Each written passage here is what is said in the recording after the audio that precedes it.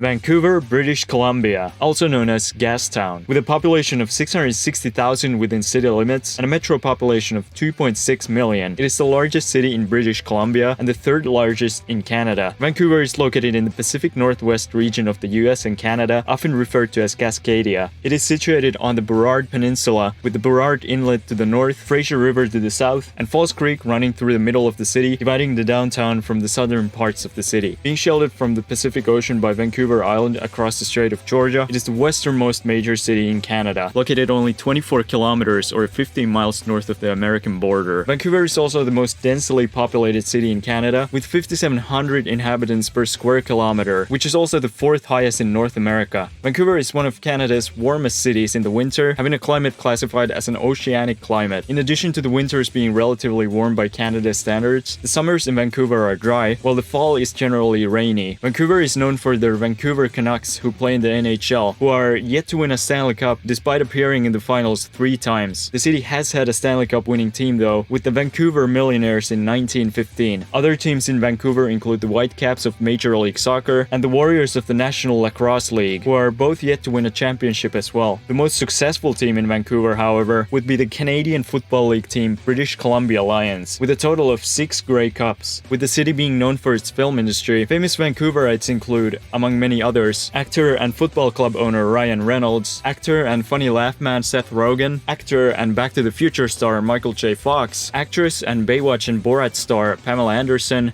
and Mr. Sandys coarse and irritating. I had the pleasure to visit this amazing city last summer. This is the second part of a 4-part series where we will be visiting interesting locations all around the western United States and Canada. If you haven't seen the previous episode about Seattle, Washington, I recommend you check that out from the link in the description. This video will be divided into 2 main parts. First, I will talk about the history of Vancouver, after which I want to share my experience visiting the city and exploring some of the interesting sites it has to offer. I'll include timestamps so you can listen to the sections you are most interested in. But let's move on to the history of the city. According to archaeological findings, the Vancouver area had been inhabited by First Nations for at least 8,000 years before the arrival of the first Europeans. These First Nations included the Squamish, Musqueam, and Tsleil-Waututh peoples from the Coast Salish group, which the Duwamish and Suquamish peoples from Seattle are also a part of. The first European to arrive in the area was the Spanish explorer Jose Maria Narvaez, who explored the coast of the present-day Point Grey in 1791, although it's possible that Francis Drake visited the area in 1579 during his exploration of the North American west coast. In 1792, George Vancouver also came to the Burrard Inlet, naming it after his friend Sir Harry Burrard. The first known Europeans to set foot in the area were Simon Fraser and his crew, who came on behalf of the Montreal-based Northwest Company to explore the west coast of British Canada in 1808. They traveled down the river from Prince George all the way down to modern-day Vancouver, naming the river the Fraser River. The first European settlement in the Vancouver metro area, however, wasn't established until 19 years later, when Fort Langley was constructed on the south bank of the Fraser River by the Hudson's Bay Company in 1827. New Westminster was founded in 1859 on the north bank of the river and quickly became the capital of the newly formed colony of British Columbia. It also served as a jumping-off point during the Fraser Gold Rush of 1858 for tens of thousands of prospectors on their way to the Fraser Canyon. Although by 1860 some individuals had built cabins in and around the area that is now Stanley Park, the first European settlement within the modern city limits of Vancouver wasn't established until 1862, with McCleary's farm on the northern bank of the Fraser River, near what is now Marpole. A sawmill was built a year later at Moodyville, on the northern shore of the Burrard Inlet, in what is now the city of North Vancouver, laying the foundation for Vancouver's long history in the logging industry. The same year, British Royal Engineers surveyed and designated the peninsula of the modern-day Stanley Park as a military reserve, despite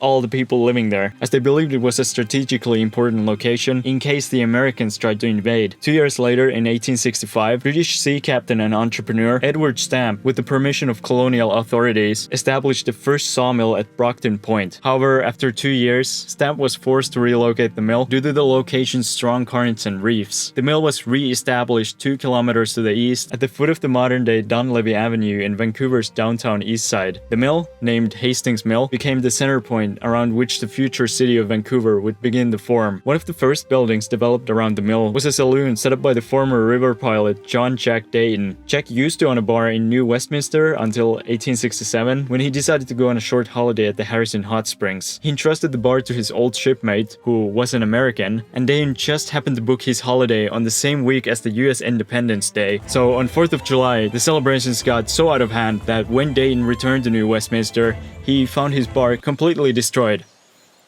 157 years and nothing's changed. Jack then decided to leave New Westminster and settle around the newly built Hastings Mill. He built his saloon right outside of the mill's property, where the mill's alcohol-free policies ended, and the saloon became so popular that a worn-out footpath quickly formed between it and the mill, laying the foundation for the modern-day Alexander Street. Jack himself gained the nickname Gassy Jack.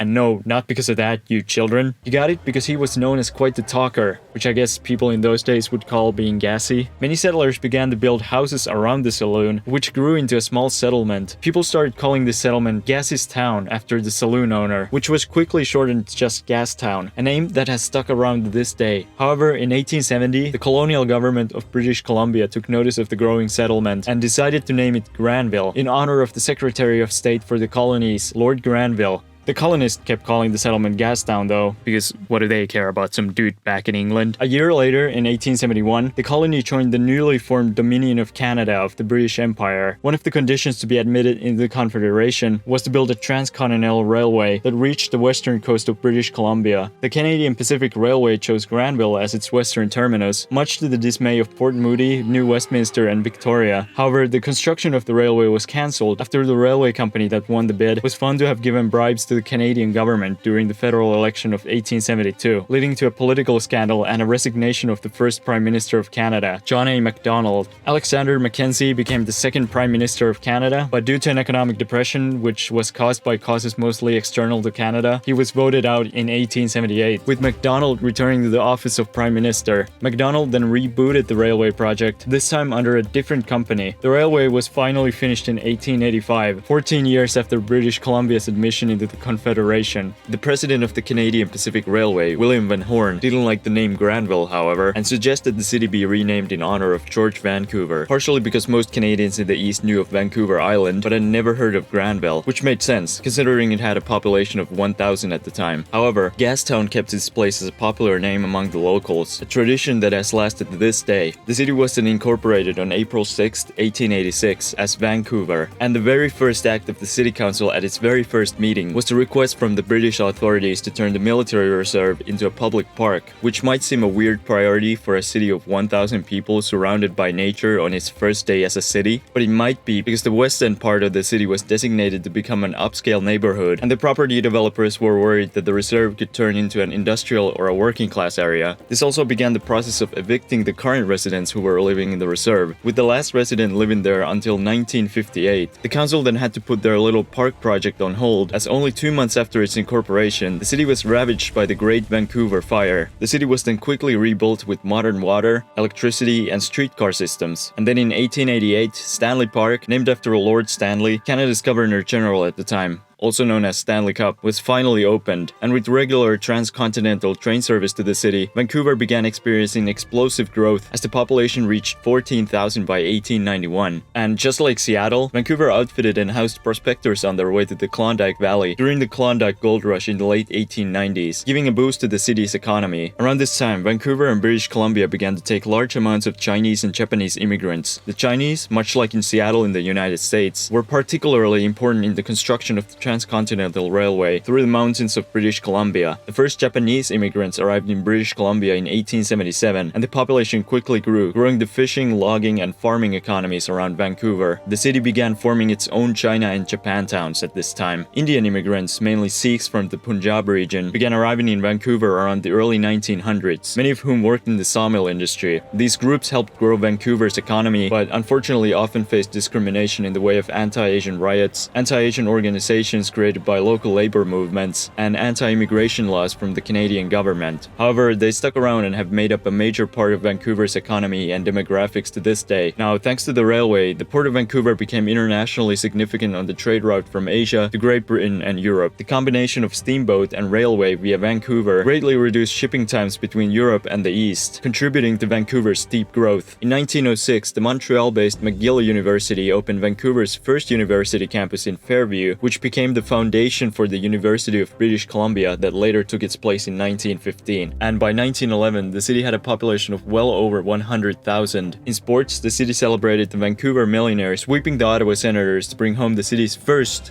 and so far only, Stanley Cup. Back in economics, Vancouver's shipping traffic took a short-term blow in 1914, however, when the Panama Canal was completed, making it now the preferred route between Asia and Europe. The city also suffered from high freight rates that the Canadian Pacific Railway had imposed on goods shipped to and from British Columbia. In 1923, after a years-long legal battle in the Canadian courts, the provincial government of British Columbia, with the help of a young lawyer, Jerry McGeer, successfully fought to have the freight rates removed, making it more economical to ship grain from the Canadian prairie through Vancouver instead of the eastern ports. This allowed the Port of Vancouver to stay competitive among the other major port cities. Now, rewinding back a couple years, the British Empire declared war on Germany on August 4th, 1914, and as a dominion of the British Empire, this began Canada's involvement in World War I. Vancouver and British Columbia sent more men to fight per capita than any other major city or province in Canada. So many men left that the city's population fell by 26,000, which didn't recover until 1919. The Canadian Great War Association identified 1,401 Vancouverites who had been killed in the war. However, even the ones that returned often suffered from serious injuries and PTSD. Economically, the war increased the city's industrialization, as British Columbia was rich in natural resources such as lumber, copper, and zinc, all important materials for the British military machine, and this led to a sharp growth in the city's economy. As the British Empire was at war with the German and Austro-Hungarian empires, the German and Austrian citizens of Vancouver often faced discrimination from the local authorities. In 1916, the Vancouver City Council led an investigation into residents of German and Austrian birth, with the aim of determining whether they should be interned or deported. Those not interned or deported were deemed alien enemies and had to report to the police every 2 weeks. On a more positive note, Vancouverite women got the right to vote in provincial elections, as British Columbia approved women's suffrage in 1917. Finally, on November 11th, 1918, the streets of Vancouver were filled with celebration and joy, as the armistice was signed between the great powers, ending what was known at the time as the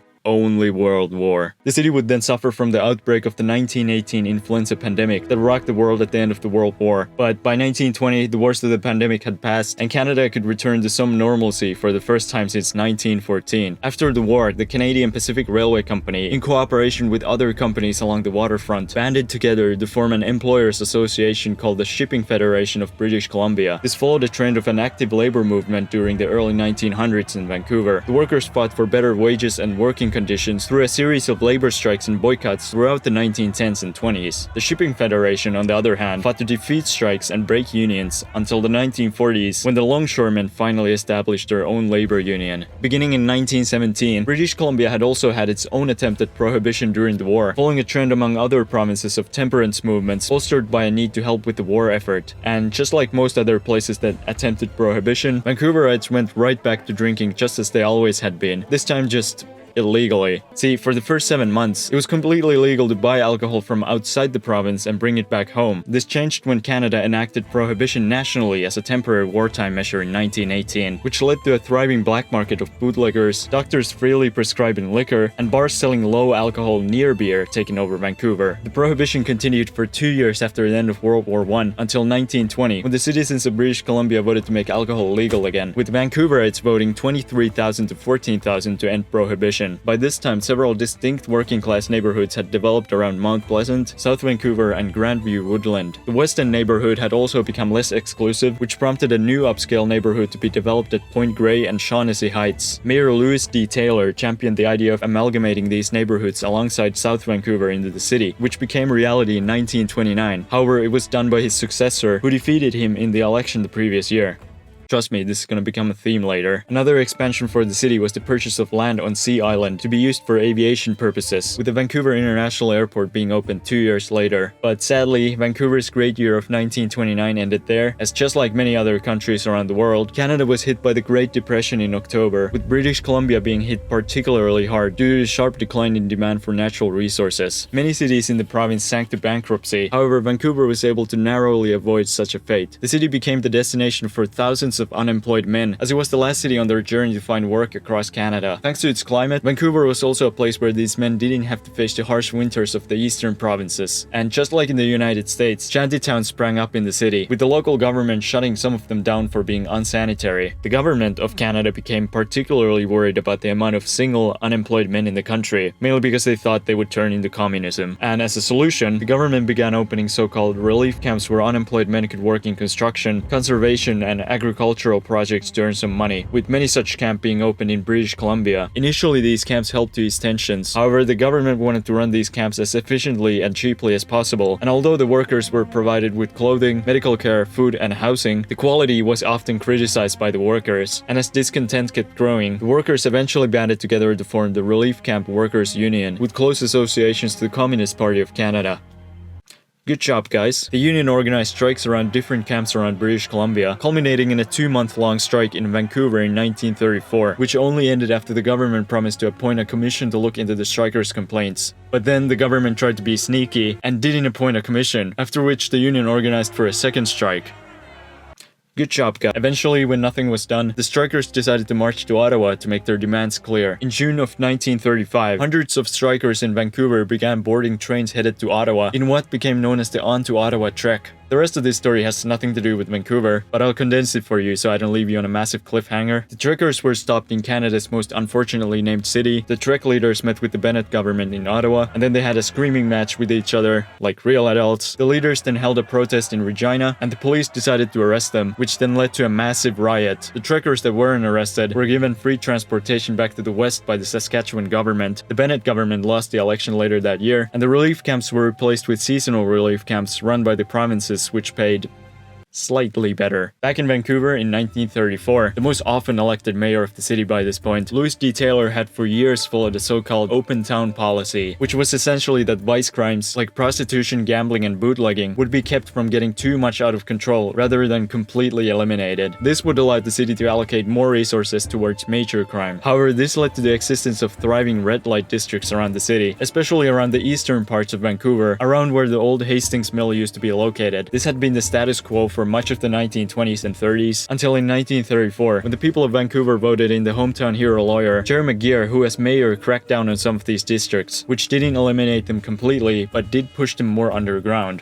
5 years later, in 1939, Vancouver was filled with joy and celebration as the economy had begun to make a recovery, and more specifically because the King and Queen decided to come visit the city during their tour of Canada. The new era of positivity didn't last for long, however, as later that year, on September 3rd, the United Kingdom declared war on Germany again, and Canada, which had gained the right to declare war independently in 1931, followed suit a week later on September 10th. British Columbia once again had the highest enlistment rate of any province in Canada, which was especially boosted after the Japanese attacked Pearl Harbor in 1941, and even shelled Vancouver Island in 1942, bringing the war closer to home. Much like in Seattle, Vancouver's economy exploded during the war thanks to its shipbuilding industry, which received a steady flow of war contracts from the government. Factories in nearby Burnaby produced anti-aircraft guns, while the Boeing factory in Richmond produced bomber parts. The increase in employment opportunities and economic growth led to a massive increase in the population of Vancouver's metro area. By 1951, Metro Vancouver's population was well over 500,000. Sadly, however, much like in the neighboring United States, the paranoia caused by the attack on Pearl Harbor led the Canadian government to forcibly relocate Canadian citizens of Japanese descent into internment camps in the interior of the country, many of whom lived in and around the city of Vancouver. Even after being released following the end of the war, many struggled with discrimination and rebuilding their lives upon their return to Vancouver. Although initially discouraged from enlisting, Chinese Canadians took up the call of duty through serving in the Canadian Armed Forces and raising funds for the war effort. In fact, Vancouver Chinese Canadians contributed more per capita towards victory loan drives than any other group in Canada. The strong involvement in the war effort helped improve the status of Chinese Canadians as the war came closer to its end. After the war, thousands of veterans returned to Vancouver, re-entering civilian life, marrying, and having children.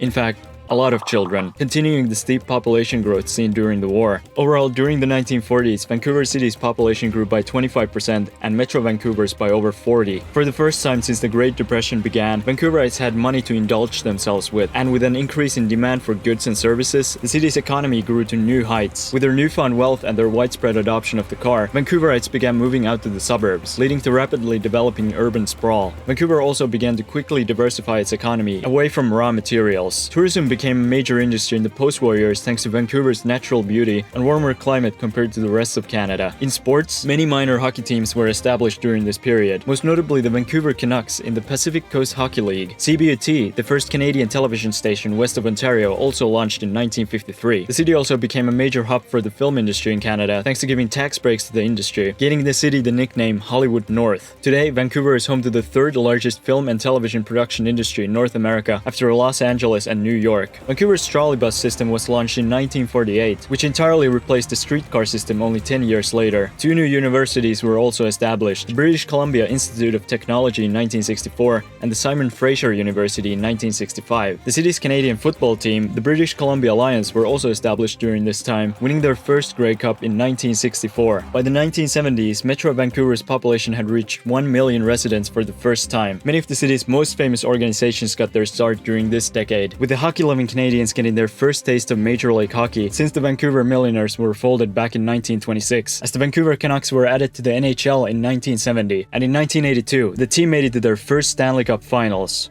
where they got promptly swept by the New York Islanders. Greenpeace, one of the most well-known environmental organizations, was founded a year later in 1971, initially to oppose American nuclear weapon testing in Alaska, as they were concerned it would lead to a tsunami. The city was selected to host the 1986 World's Fair, and to prepare for the event, many iconic landmarks of Vancouver, like the BC Place Stadium, the SkyTrain, Science World, and Canada Place were built during this time. The 1986 World Expo, the last to be hosted in North America, received over 22 million visitors, which further contributed to the fame of the city around the world. During the 1990s, Vancouver experienced a huge immigration wave from Hong Kong leading up to its handover from the United Kingdom to China, as it was easier for Hong Kongers to immigrate to Canada than many other countries thanks to their shared connection through the Commonwealth of Nations. The Vancouver Canucks made it to their second Stanley Cup Finals in 1994, and then got their second Stanley Cup Final loss in Game 7 against the New York Rangers this time. This then caused massive riots in the city. In 2010, the city hosted the Winter Olympics, becoming the third Canadian city to host the Olympic Games besides Montreal and Calgary. The BC Lions had their most dominant era in the early 2000s, winning 3 Grey Cups between 2000 and 2011. The Vancouver Canucks also managed to make it to the Stanley Cup Finals again in 2011. However, after losing in Game 7 again, the city was engulfed in riots and looting. Again, regardless, 2011 was a big year for Vancouver sports, as this was also the year when the Whitecaps began their first season in the MLS. Today, Vancouver is the third largest metropolitan economy in Canada, after Toronto and Montreal. The Port of Vancouver is the largest in Canada and the 4th largest in North America measured by tons of cargo. Vancouver is also the most densely populated city in Canada. The cityscape is dominated by high-rise buildings, and the urban sprawl is relatively contained compared to other major cities in North America. The city is often ranked as one of the cleanest and most livable cities on Earth. However, this also comes with being one of the most expensive, having the 4th most expensive real estate market in the world according to Forbes in 2019. Immigrants make up 42% of both the city and the metro populations, with the majority coming from Asia. Like for much of its history, immigrants from China and India continue to comprise a major part of the city's population and economy. One of the problems the city is facing currently, though, much like Seattle and other cities on the west coast, is the homeless population. As of 2024, there are over 3,000 people in Vancouver without shelter. In many ways, the story of Vancouver follows a similar path to Seattle, being founded on the faraway western edge of North America, specializing in the lumber industry, and later becoming a major railway hub on the west coast, to becoming one of the major cities in their respective countries. But now that we know how the city came to be, let's have a tour of the city and its most famous landmarks. After spending a few days in Seattle, I hopped on a bus bound for Vancouver across the Canadian border. This was my first time visiting Canada, and after passing the border control, I was greeted by the skyline of the Vancouver metro area, as it is right on the border. The bus arrived at the Pacific Central Station, built during Vancouver's period of rapid growth in 1919. The station's main entrance opens to Thornton Park, where I was greeted by these geese. You'll also be greeted by the statue of a watch seller, commemorating the vendors of the nearby flea market. After I had got myself a coffee and a donut from the nearest Tim Hortons I could find, I started making my way towards downtown. The first major attraction when coming from the Pacific Central Station is the Science World building. Originally, it was built to be the expo center for the 1986 World Expo, but it was repurposed to be a science Science Center after the event. The building has this very distinctive dome on top of it, giving it a very unique appearance. Inside, you'll find all kinds of artworks from local artists and science-related activities. Outside the building, you'll have a great view of Falls Creek, as well as the BC Place Stadium and downtown. The BC Place Stadium, also built for the 1986 World Expo, is one of the most iconic sites in the skyline of the city. It used to be the largest air-supported domed stadium until the roof was changed to the current retractable one in 2010, after the roof was damaged by snow in 2007. These days, the venue is home to the British Columbia Lions and the Vancouver Whitecaps, as well as the annual Canada Sevens rugby tournament and the British Columbia Sports Hall of Fame. Moving towards downtown, I was greeted by the high-rises of the city, both older brick buildings and the newer steel and glass towers, Canadian flags, and the occasional crazy person yelling at pigeons. I liked the vibes of the city. The atmosphere was very peaceful, trees were used effectively to bring some greenery into the city, and the traffic was surprisingly quiet for such a big city. I stumbled onto some old houses that were built during the development of the Yaletown working-class neighborhood in the early 1900s. Seeing them with the backdrop of the high-rises behind them really shows the transformation the city has gone through in the past 100 years. The downtown area overall has a very cool mix of buildings from different decades. The city is also filled with quirky-looking skyscrapers, and Vancouver has a very distinctive approach to urban planning and architecture. A lot of the newer buildings in the downtown area are very elaborately built to facilitate both business and residential needs. The building typically consists of a medium-height commercial base and a narrow residential tower. This way, commercial spaces don't have to come at the cost of residential developments and vice versa. This makes the streets of downtown Vancouver feel lively, with people both living and going about their business on the same streets. This phenomenon has even got its own name, being called Vancouverism. Anyway, I made my way to my hostel, and after putting my stuff away, I continued exploring the city, and I made my way to the West End neighborhood. This lovely, peaceful part of the city has a totally different feel to the bustling streets and high-rises of the downtown. This neighborhood used to be the home of the city's elites and railway tycoons of the Canadian Pacific Railway Company, until they eventually relocated to Point Grey and Shaughnessy Heights in the early 1900s. Today, the area is a quiet neighborhood where you can see people walking their dogs, public parks, and pretty old houses.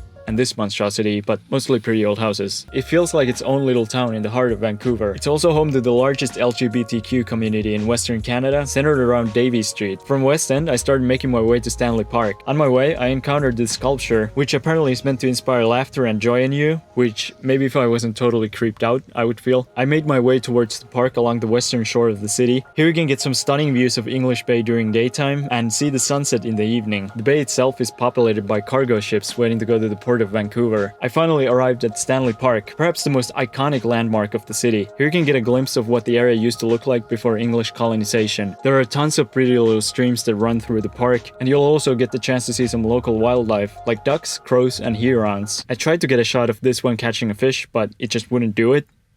Until I stopped filming, of course. The Lost Lagoon is one of the most iconic and picturesque locations in the park. This artificial lake was created in 1916 during the construction of the Stanley Park Causeway. Poet Pauline Johnson named the lake Lost Lagoon in a poem after one day noticing it wasn't there during a low tide. Walking along the northern shore of the lake, you can get amazing views of it set against the backdrop of the city, as well as the local birds going fishing.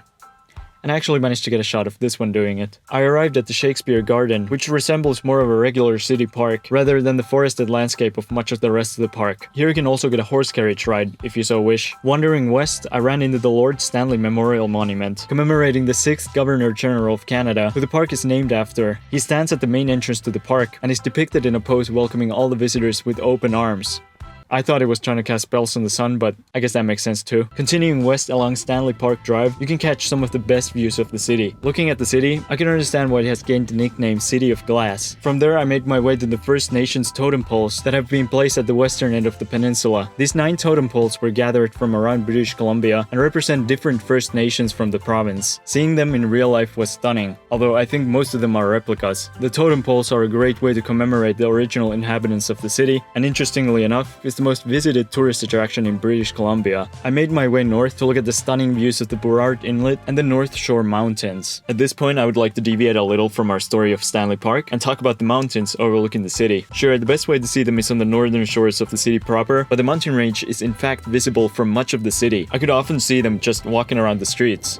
I mean, the mountains wouldn't walk around the streets, obviously. I mean, I would walk around the streets. The contrast between the mountains and the city was pretty spectacular, and one of the best things about Vancouver in my opinion. Anyway, back to Stanley Park. I continued my walk towards the Brockton Point Lighthouse, built at the end of the peninsula in 1914, around the area where Edward Stamp built his first sawmill before relocating it further east down the shore. Had he not done that, this area could now be the core of the city. Heading back to the city, I noticed the statue along the Stanley Park Drive, mainly because it looked cool, but learning more, it was built to commemorate Harry Jerome, one of Vancouver's most successful athletes. During his career as a track and field sprinter, he won bronze in the men's 100 dash at the 1964 Olympics and set a total of 7 world records, including being one of the few athletes to ever hold the record for 100 meters and 100 yards at the same time. Next thing I wanted to see was the Burrard Inlet along the Cole Harbour neighborhood of the city. The neighborhood, originally filled with upper-class mansions, nowadays is populated by upper-class residential high-rise glass buildings. Reaching the marina, you're greeted by the North Shore mountain range and the marinas of Cole Harbour. This is one of the most beautiful areas of the city. Despite being in the heart of the city, the Cole Harbour Seaside Park is a tranquil place, with people fishing in the inlet, stunning views of the mountains, and being far enough from the streets of downtown to enjoy some peace and quiet. Moving west along the harbour, I arrived at the Vancouver Convention Centre. The centre definitely has a pretty interesting design as far as convention centres go, with its green grass roofs. It was opened during the 1986 World Expo, and besides conventions, it offers views of the Burrard Inlet from higher than the regular street level, some public artworks like this Minecraft Orca, and the Olympic Cauldron built for the 2010 Olympics. During winter, the plaza also hosts the Vancouver Christmas Market. Next up on the tour was Canada Place, also built for the 1986 World Expo. The building operates as a convention center, a hotel, a World Trade Center, and a cruise ship terminal where you can catch a cruise to Alaska. And fittingly, the building's fabric roof was designed to resemble a ship's sails. You can take a stroll around the building, getting some good views of the convention center, the inlet, and some Canadian flags. At the tip of the pier, you can also get some pretty impressive views of the city's skyline. Lastly, I wanted to go to Gastown, the oldest neighborhood in the city. This is the site where Gassy Jack set up his saloon 157 years ago, sowing the seed for the town that would become Vancouver. Although Gastown is a term that refers to the whole city of Vancouver, the name also specifically refers to this neighborhood. The distinctive historical architecture of the neighborhood was preserved due to a public campaign by the citizens of Vancouver in the 1960s, and as a result, the neighborhood is unique with its early 1900s style North American architecture and cityscape. Even some of the more modern buildings, like this one, have attempted to keep the style and the soul of the neighborhood. Perhaps the most iconic site of the neighborhood is the Gastown Steam Clock. It's a late 1800s style steam-powered clock, which would make you think it's pretty old, but